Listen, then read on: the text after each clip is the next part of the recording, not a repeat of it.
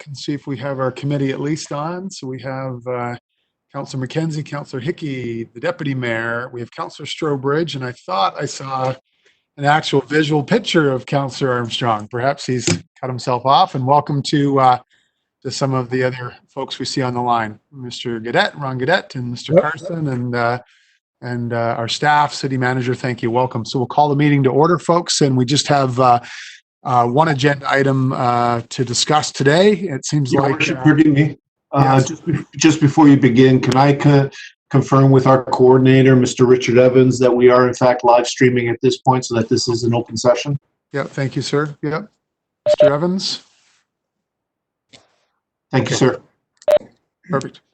Okay, perfect. Thank you. Sorry. So we just have one agenda item committee this afternoon to discuss, and that is discussion around COVID-19 and some of the implications, I guess, through the growth lens. And Mr. Ouellette, am I going to you or Ms. Hamilton first on that? Jacqueline. Okay. Okay, over to you, Jacqueline. Yeah, Your Worship, I think you have minutes on the agenda as well, just ahead of that.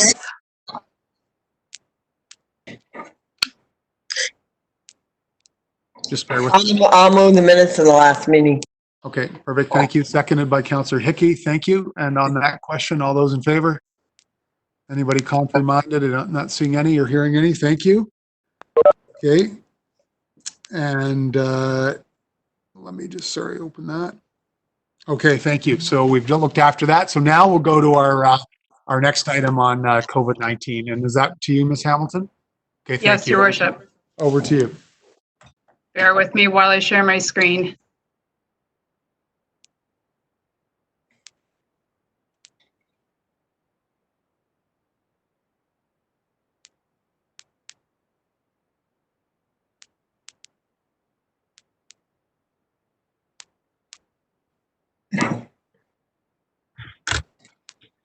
Okay, can I just confirm everybody can see that? Great. Yes. Okay. Okay, thank you, Your Worship and members of the committee. We're pleased on behalf of the Growth and Community Development Services team to provide an update on COVID-19 through a growth lens.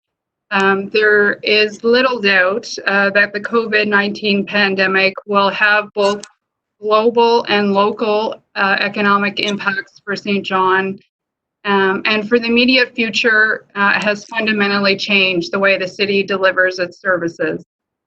Today's presentation is intended to highlight these impacts as it relates to our growth-related services and to prompt discussion on the role the city can take in supporting economic recovery. The presentation will be in 3 parts, with Amy Poffenroth, Ville Ouellette, and I all having a role. And it will touch on 3 items. First of all, growth service delivery priorities as a result of COVID-19 and the service level impacts as a result of some of the cost mitigation plans that we've had to take to reduce the impacts and pressures on the 2020 budget. Second, we'll touch on the rollout of plans to build back critical services to support the construction sector and some of the current trends we're seeing in terms of development activity, and Amy will speak to that. And finally, we'll give an overview of the economic response efforts that we are starting to ramp up, and the role the city can play in collaboration with its partners to support the economic recovery efforts for St. John. And Phil will speak to that item. And I would note that we also have representatives from our city's agencies to participate in the discussion. Steve Carson from Develop St. John, Ron Gaudette from Edge St. John, and Victoria Clark from Discover St. John, available as well during the Q&A to speak to their efforts if there are questions on that.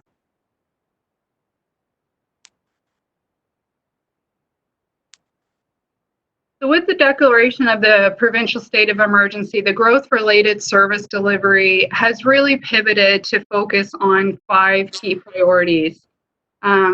Starting first with essential services. So as committee is aware, the city transitioned to an essential services model on March 17th to comply with the provincial health order. And for growth-related services, this includes the delivery of primarily emergency-related services that respond to urgent public safety matters. And these are items that really pose a risk to the public in terms of dangerous conditions. The second tier of priority is around critical services. So you will recall that we were able to restore, effective March 30th, the city's virtual one-stop development shop with confirmation from the province that construction activities can continue. And we were pleased to pivot quickly to enable that to happen, and are now able to process the full suite of permitting functions that we offer virtually through our one-stop shop, and also provide pre-application support to our customers for large projects in particular. The next level of priority really relates to service restoration. Service restoration efforts are underway to build back other key critical services that support economic development, and specifically, we are in the last stages of finalizing plans to bring back the city's Planning and Heritage Committee and Council approvals. And you'll be hearing more about that in the presentation. The fourth area is around economic recovery. With critical services restored, we are now in a position to ramp up plans to support economic recovery efforts for St. John. We recognize while this effort is really led by other levels of government, the city will need to step up and play a support role. So we'll touch more on that in the presentation. And finally, there are other strategic growth priorities that are needed at this critical time. Now more than ever, we've got to keep the pedal on the gas to keep the momentum on our key growth plans. A great example of that is around our population growth efforts. Our team is fully engaged at this time and is playing an important support role as it relates to newcomers and international students, in recognition that this is really a critical need at this stage. So turning next, I want to touch on the growth service-related impacts as a result of COVID-19. So last night, the Finance Committee received a proposed cost mitigation plan that included both best and worst case scenarios in the event that the state of the emergency remains in effect for 3 and 9 month time frames. The cost impacts range from $4 to $9 million in these various scenarios. And I'd like to highlight in particular some of the cost mitigation measures that are being modeled that impact some of our growth-related service levels. So in a best case scenario where this provincial state of emergency remains in effect for 3 months, the impacts include things like reduction in building permit construction revenues, and really we don't know the range of that, but we've assumed scenarios from 10 to 50% reduction. This represents our best guess at this stage, and I would urge caution in reading too much into those numbers. And it will require very close monitoring with our clients and the activities through our virtual one-stop development shop. It will also include the suspension of non-urgent related enforcement programs, such as the dangerous building and community standards programs that tackle dilapidated buildings, and unsightly cases. It will involve reduction in heritage and beautification grants, and in the 3-month scenario, we see a modest reduction of about 10%. And there is potential delayed implementation of the Central Peninsula Neighborhood Plan effort. We will also see reduced funding to civic events, and in this specific scenario, it would be Canada Day as the 3-month scenario sort of carries on into July, and a reduction in Discover St. John's programming as a result of anticipated reduction in the hotel accommodation levy.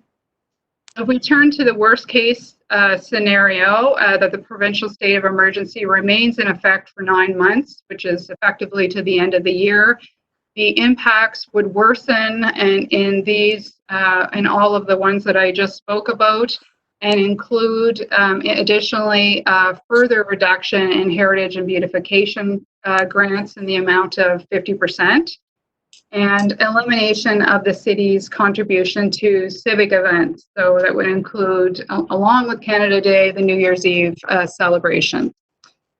While these are necessary and certainly not desirable measures, the city's cost mitigation plans have minimized, where possible, impacts to the city's growth-related development incentive programs, and also include recommendations from the city manager to allocate the growth reserve to support the economic recovery efforts.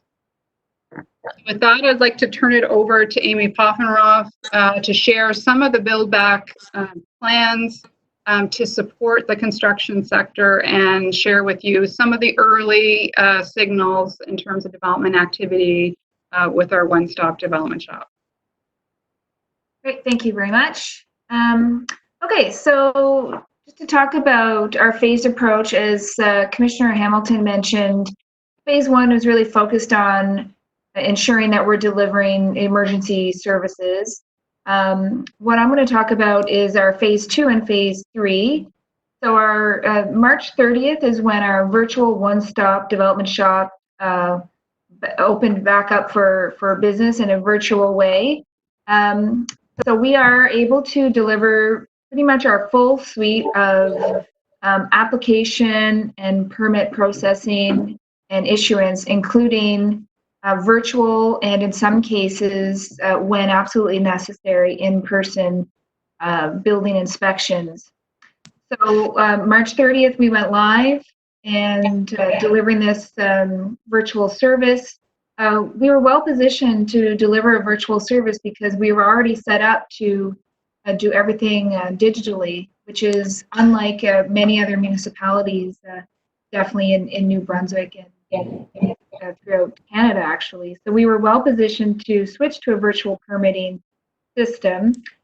So far, it's going very well. And with respect to the permitting and application processing, it's actually gone quite smoothly with technology and providing excellence in service to our customers. It is early days, and so I did want to share with you the numbers and how we would compare to the same sort of 2 weeks in April of last year. So we've had 2 full weeks so far. We're well into our 3rd week.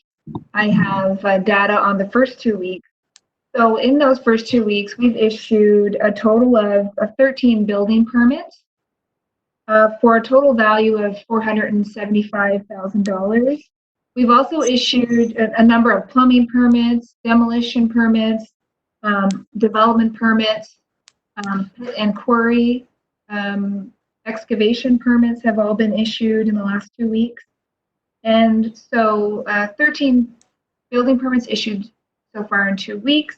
And when we compare that with 2 weeks, the first 2 weeks of April last year we issued 25 permits in the same week. So we're about half. And the value of those 2 weeks in April of 2019 was $2.9 million versus our last 2 weeks is $475,000. Quite a difference. However, I want to make sure that we share with you some optimism, we have $2.5 million of value in the queue right now being reviewed for only 2 projects. So a $1.1 million project and a $1.4 million project currently under review by our one-stop team. So just it is early days, and we are monitoring our numbers on a weekly basis to sort of get a trend, try to get a trend of what's happening during this difficult time. The information that we're getting so far, and the applicants and developers and clients that we're dealing with, for all intents and purposes, it looks like that large projects are still proceeding, and we're working with a number of clients for large projects, things that we've seen in the Central Peninsula, in the Milledgeville area, a number of multi-unit buildings in the Milledgeville, and even some on the east side. So we are actively working with applicants who are working through the permit review system. We are watching smaller projects, homeowner type of projects, small business, smaller scale projects definitely have slowed down in the last 2 weeks. But having said that, it is early days. So we are cautiously optimistic. We are working with our clients on a regular basis to make sure that their projects go through smoothly. And we will continue to watch it and get data on a weekly basis. Phase 3 is reinstating our Planning Advisory Committee meetings and our Heritage Development Board meetings. And we are in the final stages of getting those processes back and ready to roll in a virtual setting, much like this meeting today. And it looks like we will be going forward with both of those meetings in the month of May. And we have some large projects that we will be working with in the Planning Advisory Committee and the Heritage Board meetings. So all positive news so far, and we will keep our eye on it. And that is everything for me, Commissioner Hamilton. Okay, we're going to pass it over to Ville to speak to the economic response efforts. Thank you, Jacqueline, and thanks for the update as well, Amy. Communities across Canada are managing not only the emergency response and the municipal budgetary implications caused by COVID-19, but also are becoming very creative at establishing short and long-term strategies to respond to the economic impact caused by the pandemic. The economic impact here in St. John, while we don't have the full picture, is significant, with some industries being impacted more than others. While the federal and provincial governments have established large-scale relief programs because of their spending and taxing power and the ability that they have to leverage money, local governments still have a really important role to play in this broader economic recovery plan. So what I'll just run through with you is we've done an initial scan of how other Canadian municipalities are responding to the economic impact caused by COVID-19. And it would suggest that there's about 6 key common approaches.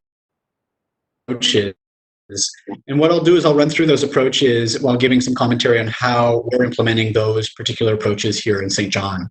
So first theme is that there's a lot of coordination and alignment and strategy development between growth partners in the community, aligning with federal and provincial counterparts. So here in St. John, for the city of St. John, we are connecting regularly with the agencies, with the leadership of the agencies who are on this call today, on a biweekly basis to continue that. However, some are also involved in bringing in a next level of partners in, and Edge SJ has been playing that particular role of bringing in all those different stakeholders and partnering with federal and provincial counterparts. And that continues to occur. I believe they're meeting twice a week on that front. Another approach that communities have played is payment deferral programs. And in St. John, by case, we have implemented some of those payment deferral programs, whether it's through St. John Energy, St. John Water, the city market, and tenants of the city-owned facilities have also been offered some payment deferral programs. Another key theme across a lot of municipalities in Canada is basically advocacy for the customer and the client that municipality and economic development agencies are supporting. And all agencies are doing this. In the meetings we've had, this is a major part of what they're currently managing, which is they're getting their partners coming to them saying, we need your help. And they are in turn advocating for them, as is the city in our conversations with federal and provincial counterparts. The fourth is the dissemination and clarification of information coming from local and provincial federal growth partners to business owners and community members. So, these programs that are being launched federally and provincially are large. The specificity of them, the applicability of them is not always clear. So at the local level, part of the role is to say to, the business owner that feels like they're going bankrupt, what do they need to know right away? How does that hit the ground? So that's very, very important. And obviously everybody is playing that role here in the growth partners in St. John. I'll give you one example. When we talk about dissemination and clarification of information, for a newcomer to Canada, one of the challenges that had been identified is that they don't necessarily always know where to access that reliable information. And also, as many newcomers, English is their second language, they might not understand all the directives that are occurring and what those mean. So that's very, very important for that particular community. And the population growth team in the city, as well as settlement agencies, among others, are really trying to support the dissemination and clarification of that information. The fifth is just capturing the economic impact at the local level. I think there's a little bit more work to be done there. I think everybody's trying to figure out what we're hearing provincial and federal kind of impacts, but at the local level, how are we comparing to other communities and how specifically is it occurring? I think is something that will continue to occur. Then lastly is to attempt to maintain as much economic activity as possible within the circumstances. And here in St. John, certainly a kind of a global movement towards supporting local, and that's consistent with other municipalities across Canada. Ongoing support towards investors and developers in the provinces that have not restricted construction. So here in St. John, in New Brunswick, we have not restricted construction. So Develop SJ has played an important role in maintaining that confidence and interest in investing in our community. And then for tourism is really reframing tourism-related campaigns and preparing for that larger and broader economic recovery strategy. So in addition to that, here in St. John, we've heard from the Finance Committee last night about the potential of using the growth reserve to support this economic recovery. I think it's without saying that in St. John, we have this tremendous community involvement and ownership over economic recovery. The Chamber of Commerce has played a very important role. Uptown St. John, local businesses have played an important role, and even the creation of Rise Up, which is bringing together many of these partners and kind of catalyzing that ownership for the response.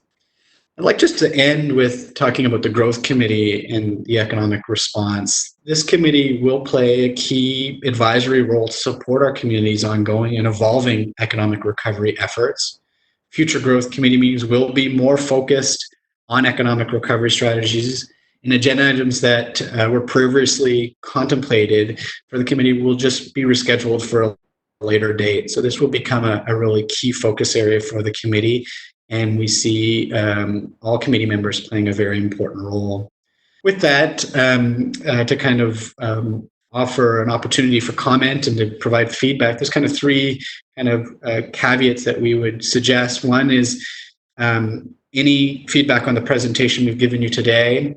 What are you hearing from citizens, businesses, and organizations as committee members, and key considerations for our future economic recovery efforts? So with that ends the presentation. Okay, thank you very much, Phil. Can we stop sharing the screen if we're done with that? Perfect. See everybody's rosy faces again. Excellent. Questions, comments, Deputy Mayor? I think your hand is up. Okay, unmute yourself and away you go. Councillor Hickey, I see you. Councillor McKenzie, I see you. Everybody's, we're all working to get towards doing what we can to make it the very best. But there's something I just want to bring up. Like, we want to continue on having growth for the city. That's so important. And we talk about tourism. If this crisis does get over in a few months, even if only the borders of New Brunswick are open, we may be able to obtain tourism. But there's one thing I want to bring up that I think is very important. And that is that I know we're in what we call an essential model, and we can only have certain staff working.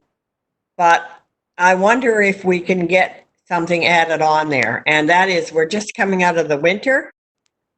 We've got the uptown streets that need to be cleaned. We've got our parks, the ones that are in major locations need to be cleaned up. And I just think that if we could get some cleanup started in the city, that it would be good for everyone. We've got the staff. They're not working all together when they do that. If you sweep the street, you have one person in a machine, have somebody behind them in a truck. I mean, I think that it would give a lot of hope and pride to everyone in St. John. So it wouldn't just be for what we're adding and hoping for in the city. It would help everyone. And I think it should be an essential service, even if we can only do it for a few weeks. And I know probably we'd have to ask permission from Fredericton, but I think that should be done just to get some cleanup. I mean, I read somewhere, I think it was discussed at finance last night, that we might not be able to have our planting programs, and maybe we won't be able to. But if we can get the city cleaned up and make it look a little bit more, bright and cheery, we're just going to do so much for everyone. And I'd really like to see if there's somehow we could get the permission to do that for even a short period of time. City Manager is going to jump in, Deputy. Thank you, Deputy, or City Manager, sorry. Your Worship, through you to the Deputy Mayor.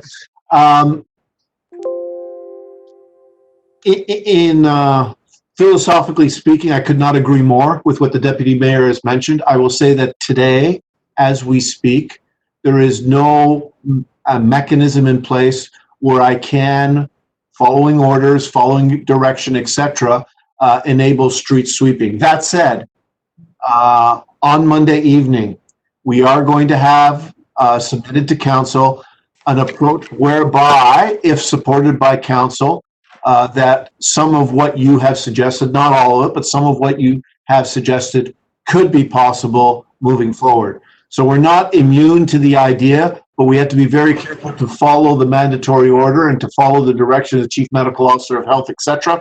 And we will be coming to Council on Monday evening with an approach that I believe will permit us to do some of what the Deputy Mayor is suggesting.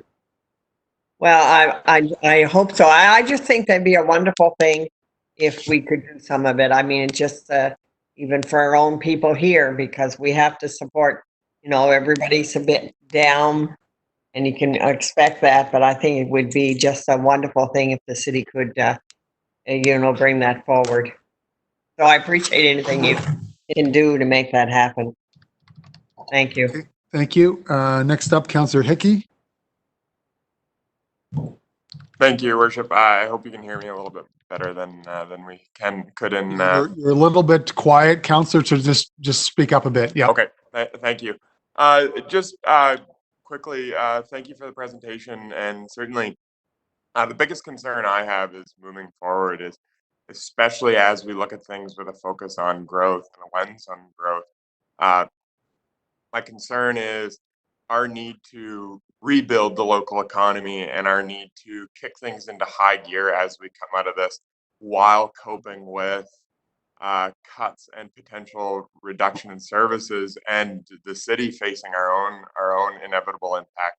Certainly the thing I want to push, and certainly the thing I plan to advocate for within the best of my ability, is to seek support and receive support from either the federal government or the provincial government. I understand that it's been told that we've been told it could be on the way, but it's certainly something that I hope that that we take focus on, and wanted to bring up today, as I feel it's really important as we move forward for us to find some kind of support so that we can reduce the impact that COVID-19 will have both on our cities operations, in hopes of not having to reduce services any further, and beyond that, to help speed up the economic recovery of the city.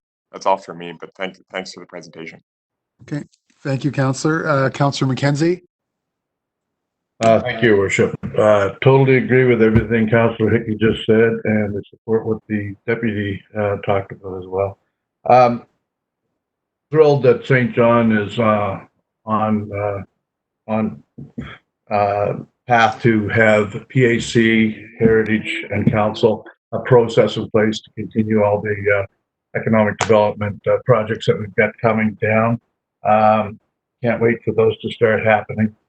100% on board with 80% of the growth committee's budget to be spent on economic recovery. I think there's no better place for that money right now. So very pleased. And, terrific report, Jacqueline and Amy. Thank you very much. Okay, is that it, Councillor? That's it. Okay, perfect. Sorry not to say, is that it? But I sounded like you stopped halfway through. So thank you very much. Okay. Okay. Anyone else? Councillor Armstrong or Councillor Strobridge? No, I'm good, Mr. Mayor. I agree with what they just said, the councilors. Thank you. Okay, thank you. I'm good, thank you. Okay, thank you. So I have a couple of comments, and maybe just we've got some guests here who have been working their tails off. So to Ron and Victoria and Steve and all of the other champions that are out there in the midst of, as if all the other challenges we already had 60 days ago weren't enough. Let's just have a tsunami called COVID-19 come and hit us. But we are, all kidding aside, we know we are resilient, we are scrappy, we are innovative, we punch above our weight class, we're full of potential, and yes, none of us would have wished this on ourselves, but I guess I just would like to, maybe give a few minutes to each of you, and I'll call on you one at a time here. Maybe just to give us an overview of maybe where you think we are and some of the key initiatives that you're working on, and then I would just follow up with some overarching thoughts as I suppose a chair of this committee, as a mayor, and some of the things that I hope we tackle over the next short period of time. So maybe can I start with you, Ron? Is that okay? Certainly. Can you hear me? Yes, we can. Yep. Wonderful. Thank you, Your Worship, and committee members and city administration. To the mayor's point, we have been extremely busy, and that I'm pleased with that, because I don't know what not busy would have looked like. So I'm actually thrilled about that. To Mr. Ouellette's point, we chair what we call an economic development response group, made up of COA, ONB, the Chamber, City, NRC. I had a large number of groups, and we meet. So we had a very good meeting today. The first 4 weeks were focused on how do we take all of that aggregate information that's coming at us every day through the Prime Minister's office, the Premier's office, etc., and how do we distill that and disseminate it to a business community that is in need of what does it mean to me? So that committee has been extremely useful, and we've been using social media. We've partnered with the Chamber to get the message out, and each members of those groups. The other aspect of that has been triaging, what we call triaging business concerns. So what I've come to really understand in the last month is that companies that are already plugged into the system, i.e. they're clients of O&B, they're clients of ACOA, etc., they're getting a lot of attention, both from us and those groups. But there is a large percentage of the companies that they just weren't clients of those provincial and federal agencies. So there's been a real need to triage their concerns and get answers to them very quickly.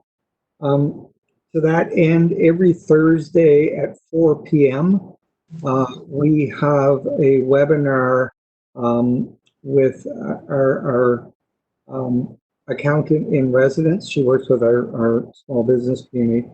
And we've invited, and he has accepted, MP Wayne Long is on the call to field questions from the business community on very specific personal or business concerns. That's what I would say. In terms of programming, all of our programs continue to operate. We have about 8 different programs that service immigrant investors, startup entrepreneurs, and those are all moved online, but they are continuing. So there is a lot happening. We are now starting to, as the city officials have mentioned, we are starting to lean into that. How do we look at coming out of this? What does it mean if I'm a restaurant in St. John and I have to, partially reopen, but I have to factor in spacing needs and that type of thing. So that is where the attention of this committee is now moving. I could say more, but I'll stop there, Your Worship. Okay, thank you, sir. Thank you very much. And Victoria, can I come to you next? And you're muted there. Yeah. Okay. Hi, everyone. Hi. So just to give everybody some context, the financial downturn has affected us a little differently than it's affected some of the other EDAs. We're more in the business realm, and so if you've lost revenue, it has an immediate impact. So our transition from our 2019 funding, which would have seen the City of St. John contribute $991,000, changed to an operational contribution of about $593,000, with a more heavier reliance on the newly implemented hotel levy. So our 2020 budget was based on $593,000 from the City of St. John and $1.4 million from the hotel levy. To date, $130,000 has been collected in the hotel levy. And so as you would have seen in your most recent meeting,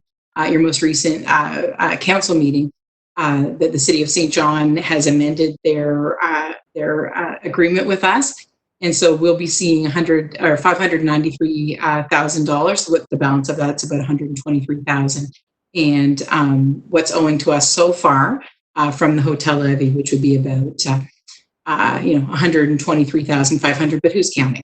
I'm counting, just so you know. So we did some forecasting, not unlike the other organizations, to see what we could do going forward. The thing that I will say is that Discover St. John, we're a sales and marketing organization, which means we go out and seek sales that will have an impact 3 to 5 years out. That's for major events, meetings, conventions, and sports tourism. In the less than the last 5 weeks, St. John, for business that Discover St. John signed contracts on, we've lost close to $4 million of business that is in the foreseeable. Not all of that has been postponed or rescheduled. A number of those things have been just straight up canceled. They have commitments further years. Like I said, a lot of our business that we do is in 3 to 5 year increments. And so they've made commitments to other communities for future years. So that is true lost business.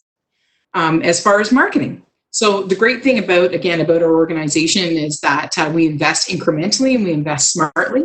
So we were only partway down the road for our leisure marketing going into 2020. And so what we have decided to do is do some forecasting and do some modeling based on a conservative approach, which would see the doors crack open really just for New Brunswick tourism. And then what I would call an aggressive approach, where maybe we see a recovery a little bit stronger, a little bit more aggressive, where we maybe see that we're able to do some advertising into Ontario, possibly into the fall.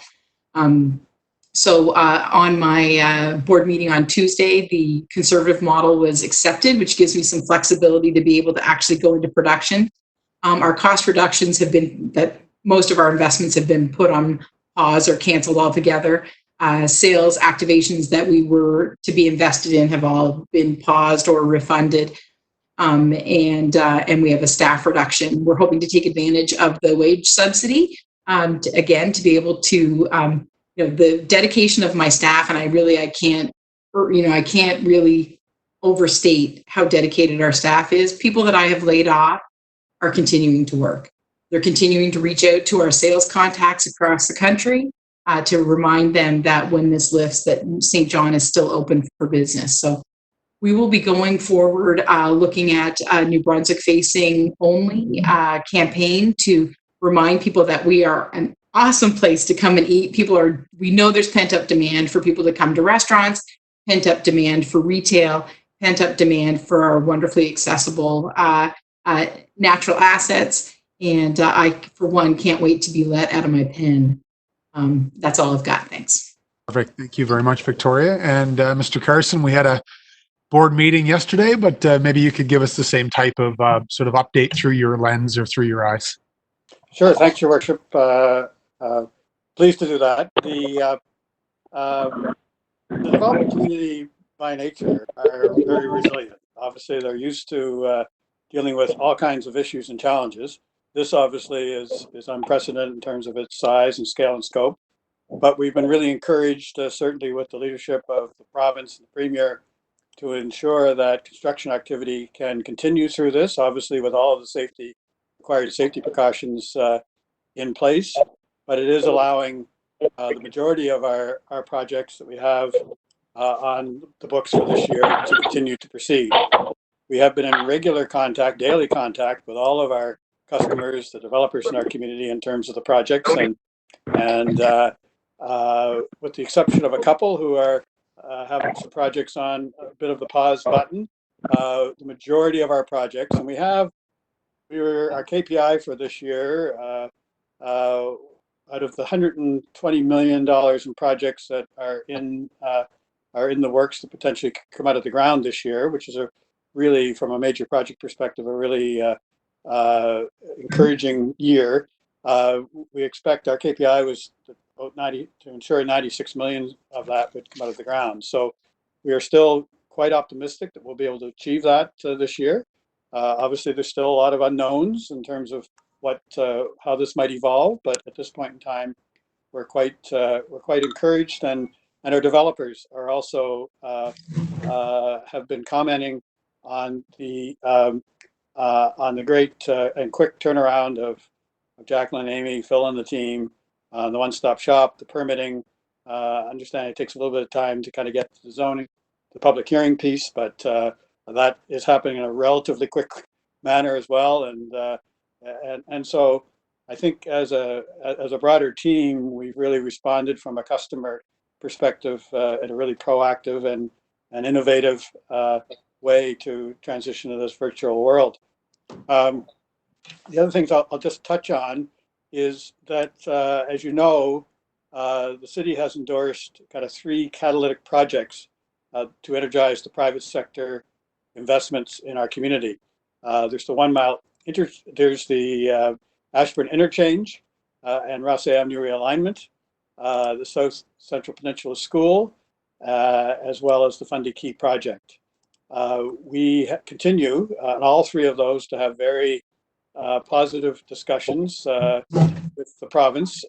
As you know, based on a council decision a month or so ago, the Fundy Key, the council asked the province to reconsider some of its work that it was doing around Fundy Key in terms of bilateral funding.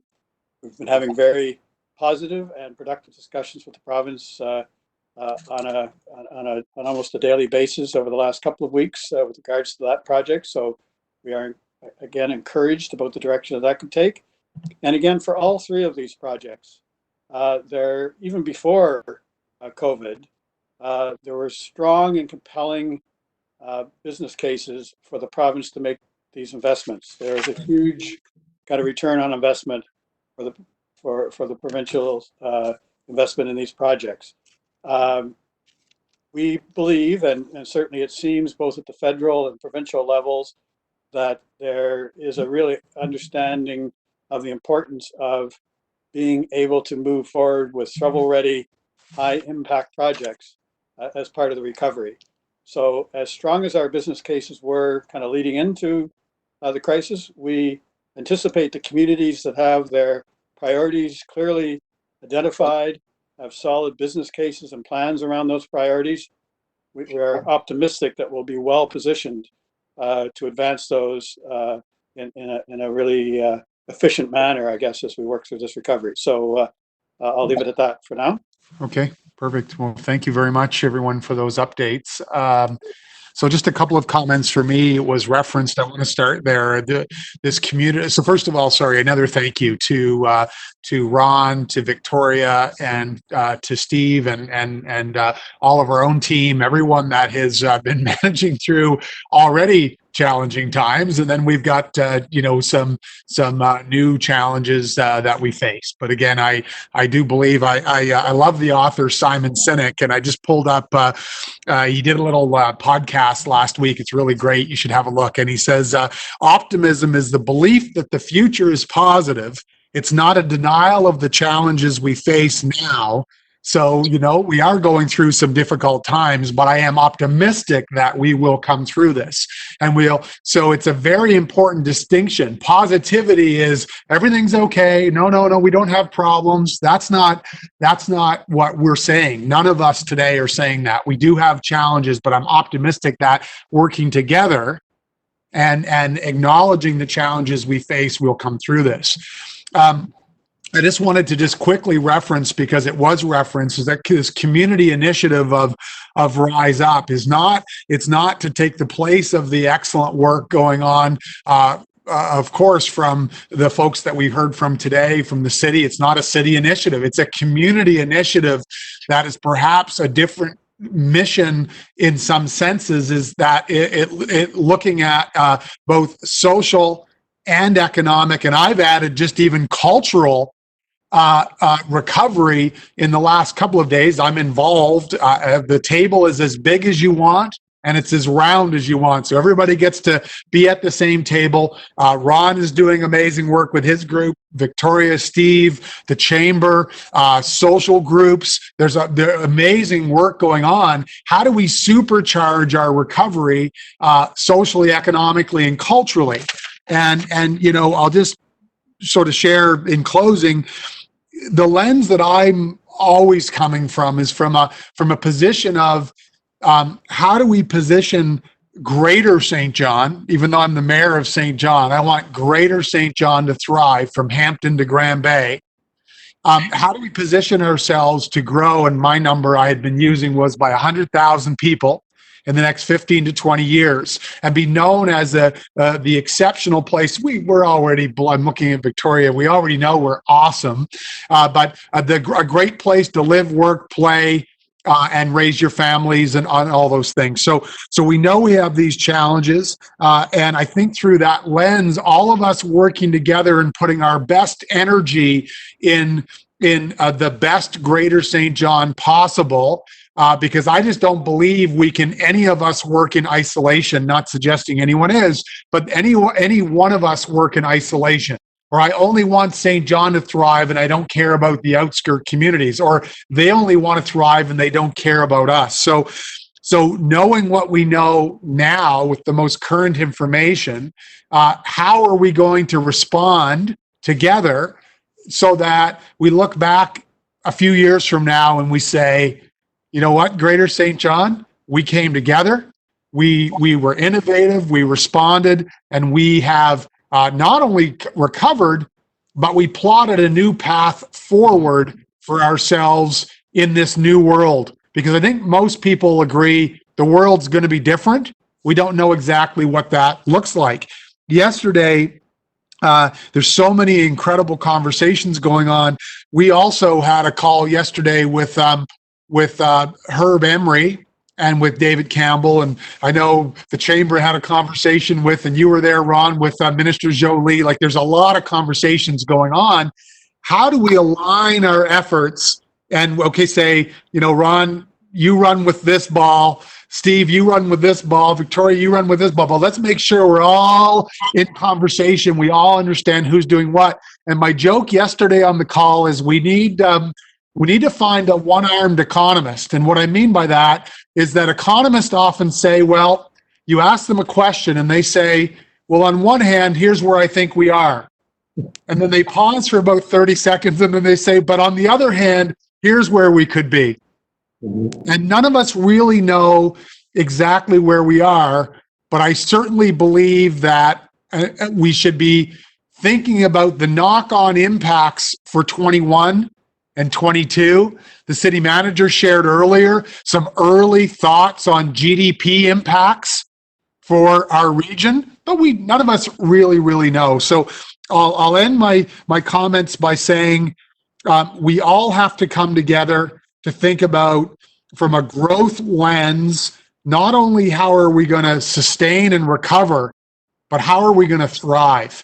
And I truly want Greater St. John to thrive. So the Rise Up collaborative movement is being supported by all the communities, because all of the communities and all of us on this call today, and I hope the business community, the social organizations, the cultural arts and cultural organizations, the economic development agencies, we're all glued together by wanting these communities to thrive and grow. And I don't have all the answers, but I think we all have to come together, work together, and have difficult conversations, perhaps in some cases, but come out the other side of this growing and thriving again. So I'll end there just with a lot of gratitude and appreciation for all of the great work that folks are doing. I see you, Deputy, and we'll come back to you. And then Phil, maybe I'll give it back to you to wrap us up with any thoughts or if you have any closing comments. So back to you, Deputy, for question, comment. Well, Your Worship, I just wanted to give a thank you to everybody, but to Steve Carson. Really appreciate your work in getting the demolition, talking to Gilbert Construction and Brian Irving, and cleaning up the streets, because I think that went a long ways with a lot of folks in Milledgeville. And they did a wonderful job on the demolition. Anybody can drive by and see it. It's so clean, and there was no issues. And the people around the site that might have had concerns earlier, hopefully their concerns are sort of down now a bit, and they're happier. So, I mean, the construction hasn't started yet, but certainly it was much appreciated with the cleaning up of the streets, because, people were right there on site and had to live through that. And there were a number of people, I have to tell you, that church, of course, had a lot of memories, and there were people out taking pictures when the demolition was happening and sending them away to their relatives that had their confirmations. And they used to have a Girl Guides, group that went to that church. So there was all kinds of people out looking around. So I just appreciate that, because of the action, you did it right away, and it happened for everybody. Perfect. So thank you. Thank you, Deputy. It's a great example, and I'll give it to you, Phil. It's a great example of how we can push ourselves to evolve and improve. I mean, I think you just told a great story of a specific tactic and approach, but how does that fit into our approach as a community for customer service and wow experiences and learning that even if we did it one way 2 weeks ago, we can do it better the next week. So thank you, Deputy, for that great example. Phil, you just want to wrap us up if there's anything based on what you've heard, or Jacqueline, sorry, I'll give it to either one of you for closing comments. Phil? I don't mind trying to just give a wrap up. Thanks for the feedback. One reminder is that these meetings will be a platform to have these conversations into the future.